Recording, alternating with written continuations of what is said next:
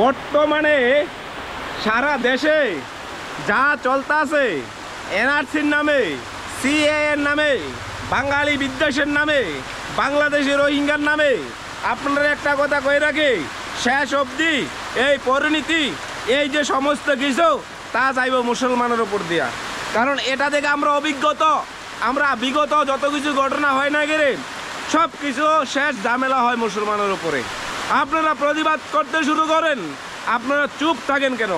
আপনারা গণতান্ত্রিক অধিকার আছে, বাক স্বাধীনতার অধিকার আছে, আপনারা ন্যায়ের পক্ষে কথা কইতে হইব, অন্যায়ের বিরুদ্ধে রুখে দাঁড়াইতে হইব।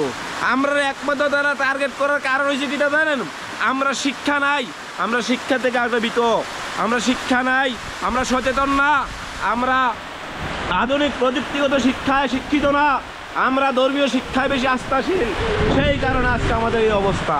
আজকের দিনে যদি আপনি আমি চুপ করি তাহলে আগামী প্রজন্ম ভয়াবহ রূপ নেবে। তাই আজকে প্রতিবাদ করতে শুরু করুন, প্রতিবাদের ভাষা গড়ে তুলুন। আপনারা অন্যায়ের বিপক্ষে দাঁড়ান, ন্যায়ের পক্ষে দাঁড়ান। এই সংবিধান আপনাকে সেই অধিকার দিছে, এই গণতন্ত্র দেশ আপনাকে সেই অধিকার দিছে। যারা বলে পাকিস্তান যান, বাংলাদেশ যান, আমি তাদের উদ্দেশ্যে কইতে চাই, এই দেশটা কারো বাবার না। এই দেশ স্বাধীন করতে হাজার হাজার মুসলমানও শহীদ হয়েছে, সেটা মনে রাখবেন। এই মুসলমান যদিও ধর্মের ভিত্তিতে হয়েছে, বিশ্বের মধ্যে এমন হাজার হাজার দেশ হয়েছে। আজকের থেকে 100 বছর আগে কতটা দেশ আসতো বিশ্বের মধ্যে? কখনো কোনো দেশ হয়েছে ভৌগোলিক কারণে, কখনো ভাষাগত কারণে, কখনো বিভিন্ন কারণে তারা দেশ ভাগ হইতেছে। বিশ্বের প্রতিনিয়ত কোথাও না কোথাও একটা নতুন দেশের আবির্ভাব হয়, একটা নতুন রাজ্যের আবির্ভাব হয়। তাদের বিভিন্ন দাবি নিয়ে আসেরা, বিভিন্ন নিয়ম কানুন নিয়ে আসেরা, বিভিন্ন ভৌগোলিক অবস্থা নিয়ে আসেরা, সেটা প্রত্যেকটা বিষয়। তবে আমরা ভারতীয়, আমরা এই দেশের নাগরিক, আমরা গণতান্ত্রিক দেশের নাগরিক, এই ভারত মায়ের সন্তান। আমরা প্রতিবাদ করার ভাষা রাখি, আমরা অন্যায়কে প্রশ্রয় দিই না। প্রত্যেকটা মানুষ জাতি ধর্ম বর্ণ নির্বিশেষে এই অন্যায়ের বিরুদ্ধে আজকে রুখে দাঁড়াইতে হইব। আজকে মনে করেন বিজেপি সরকার আছে বলে মুসলমানদের উপর অত্যাচার, সেটা নয় বেটা। যদি মুসলমানদের উপর অত্যাচার হইতো তাহলে বিগত সরকার কি করছে, কংগ্রেস সরকার কি করছে? প্রতিনিয়ত যেই সরকার আসুক না কেন আমাদের জন্য যতক্ষণ কথা কেউ কইতো না, যতক্ষণ না আমরা নিজেরা সচেতন হই, যতক্ষণ না আমরা নিজেরা শিক্ষাগত দিক থেকে, আধুনিক প্রযুক্তিগত দিক থেকে আমরা একতার দিক থেকে শক্ত না হই, আমাদের পক্ষে কেউ কথা কইতো না। এটাই বাস্তব ভাই। আপনার সমাজে দেখেন, আপনার এলাকায় দেখেন, আপনার পাড়ায় দেখেন, ঠিক এই অবস্থা। এই অবস্থা প্রতিনিয়ত চলতে আছে। অন্যায়ের বিরুদ্ধে রুখে দাঁড়ান, আজকে সময় আসছে।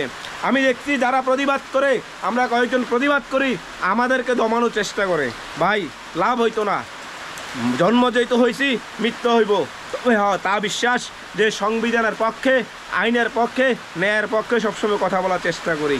সবসময় আমার জাতি ধর্ম বর্ণ নির্বিশেষে সকল অংশের মানুষ, প্রত্যেকটা মানুষ, প্রত্যেকটা ব্যক্তিগতভাবে প্রত্যেকটা মানুষ তার গণতান্ত্রিক অধিকার পাক, তার সাংবিধানিক অধিকার পাক, তার মৌলিক অধিকার পাক। এটাই আমার আহ্বান।